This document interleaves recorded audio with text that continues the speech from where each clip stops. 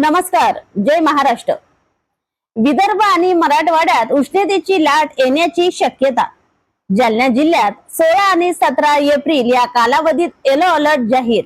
दक्षता घेण्याचे जिल्हाधिकारी यांनी केले आवाहन। एप्रिल महिन्याच्या सुरुवातीपासून विदर्भ आणि मराठवाड्यात नागरिकांना उन्हाचा तीव्र झळा सोसावा लागत आहे। 27 मार्च नंतर तापमानाचा आलेख सातत्याने चढला असून 12 ते 15 एप्रिल पर्यंत तापमानाचा पारा 40 सेल्सिअस पर्यंत पोहोचला। दुपारच्या वेळेस रस्ते ओस पडू लागले असून सूर्य आकाशातून आग बरसत असल्याचा अनुभव नागरिक घेत आहेत।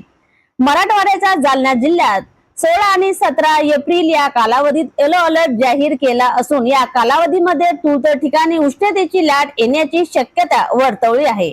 या पार्श्वभूमीवर विदर्भ आणि मराठवाडा या जिल्ह्यात प्रशासनातर्फे जिल्ह्यातील तमाम नागरिकांना खालीलप्रमाणे दक्षता घेण्याबाबत आवाहन करण्यात येत आहे। पुरेसे पाणी घ्या।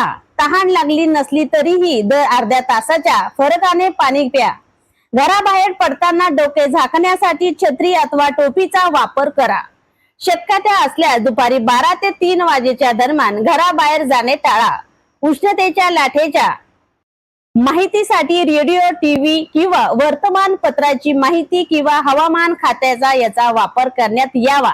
हलकी, पातळ व सचित्र सुती कपडे वापरावेत। उन्हात काम करीत असल्यास टोपी, छत्री किंवा ओल्या कपड्याने डोके, मान, चेहरा झाकण्यात यावा।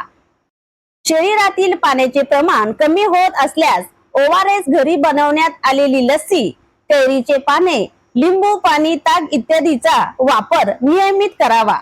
अशक्तपणा, डोकेदुखी, सतत येणारा घाम इत्यादी उन्हाचा झटका बसण्याची चिन्हे ओळखावीत व चक्कर येत असल्यास तत्काळ डॉक्टरांचा सल्ला घेण्यात यावा।